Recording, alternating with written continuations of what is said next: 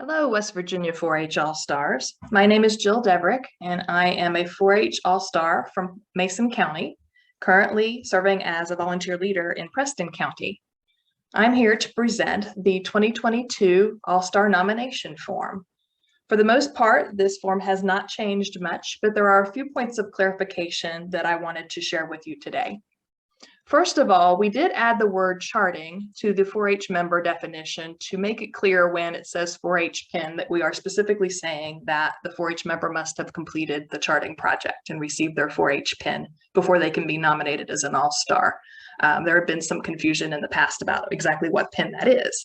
Also, towards the bottom of the form, under tips for completing nominations, we've added some phrases that could be used or prompts to help you come up with those examples of service for the 4-H members and leaders that you'll be nominating.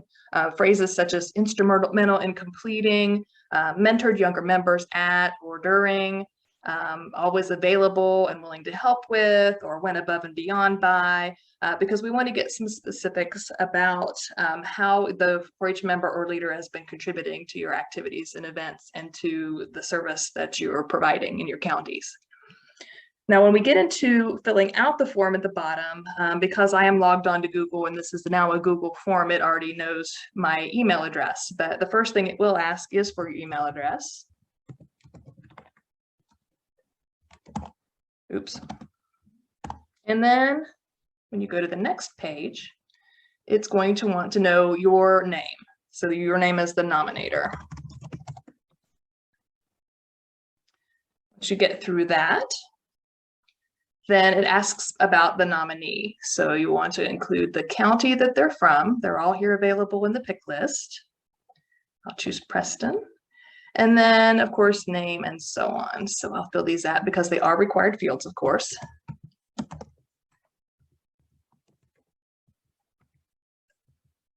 Phone number, I've got to fill that in, it says.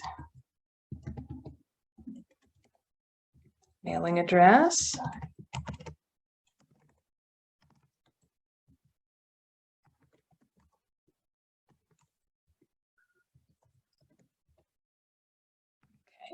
And then it asks if this is a new submission or a resubmission. We're asking this question for situations in which maybe a person had been nominated and that nomination was rejected by the selection committee at the state level for whatever reason. That way we know that this is one that is coming back through the process. So mine is going to be a new submission. And then it wants to know, are you recommending this person as a member, a leader, or a member leader? Keep in mind that according to the bylaws and the Constitution, of course, for the members and leaders, you each would provide 3 examples of service. But for a member leader, there are rules about needing both 3 incidents of service as a leader and 3 as a member. So you'll need to provide 6 if you're nominating for someone for that particular category. Let's go with member. Now, when we get into the 4-H members' background, they're wanting to know what is their age as of January 1st of the current year, which is 18. They can be 17 as of the current year as well, but that is as young as it goes. And then their date of birth.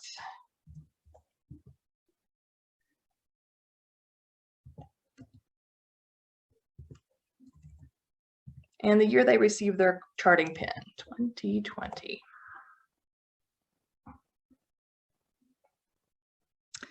All right, how many years have they been a 4-H member? So all of these have been in the form for many years. It's all the same. Now, when we get into talking about the actual nomination, the actual incidents of service that you need to provide, we have added some information here that we want to make you aware of.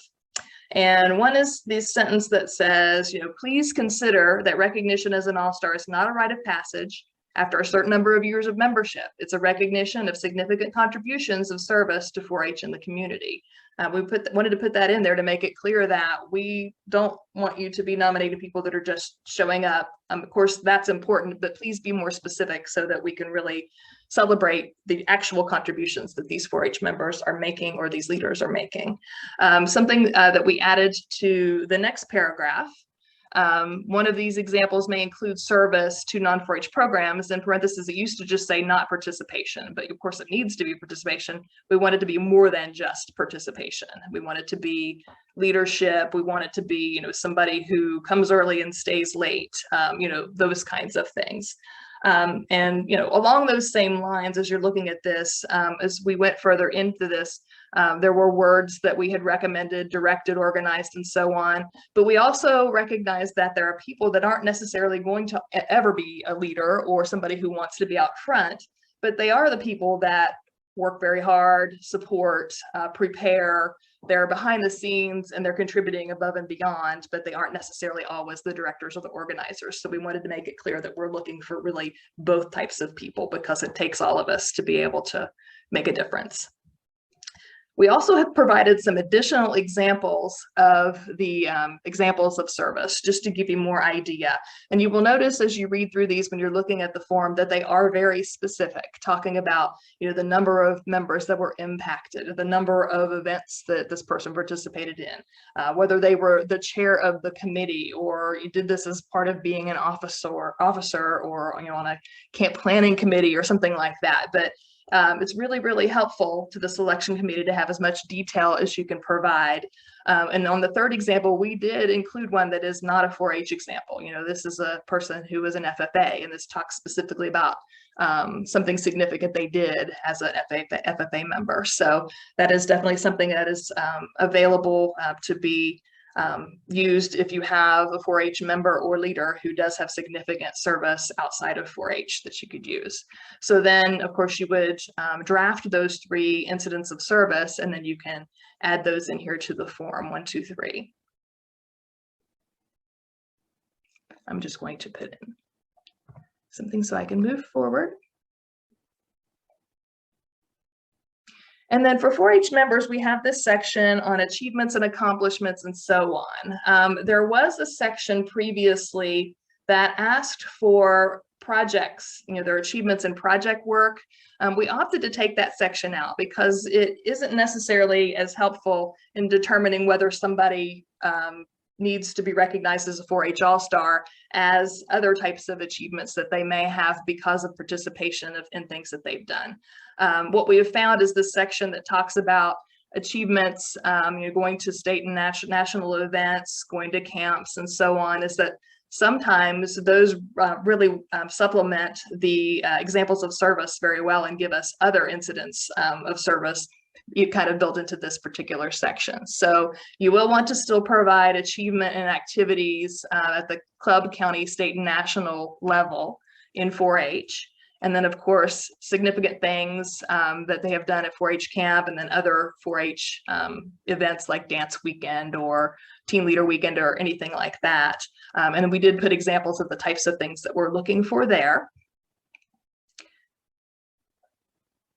Oh, better put in my answers. All required. And then at the very end, it asks for a brief summary of service. And this is the actual reading that will be read during All-Star consecration, where when the person is tapped and they're brought to the front, this is what will be read. So be really mindful of that and try to make sure that it really celebrates the service that the person has provided.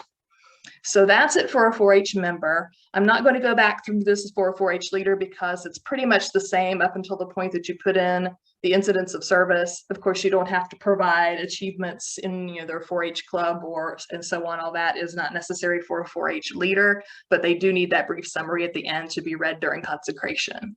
So I hope this has been helpful. If you have any additional questions, you can definitely reach out to anyone on the All-Star Executive Committee. They do have a page on Facebook where you could send a message there. You could reach out to any of the scouts in your particular region that might be able to help you. The last thing you need to do to finish your nomination is click submit. And when you do that, it says, thanks for submitting your nomination. You will receive an email to confirm that nomination. And one of the nice things we have available this year is that if after you've submitted, if it's before the deadline, you do have the ability to edit your response. So you could go back through and make any changes if you feel like you want to beef up maybe one of the incidents of service or change a date or something that you had wrong previously. Add, any information that needs to be added or changed can be done through an edit. And then of course you can resubmit and it will be updated. So looking forward to hearing from you all and hope to see you sometime this summer at Jackson's Mill.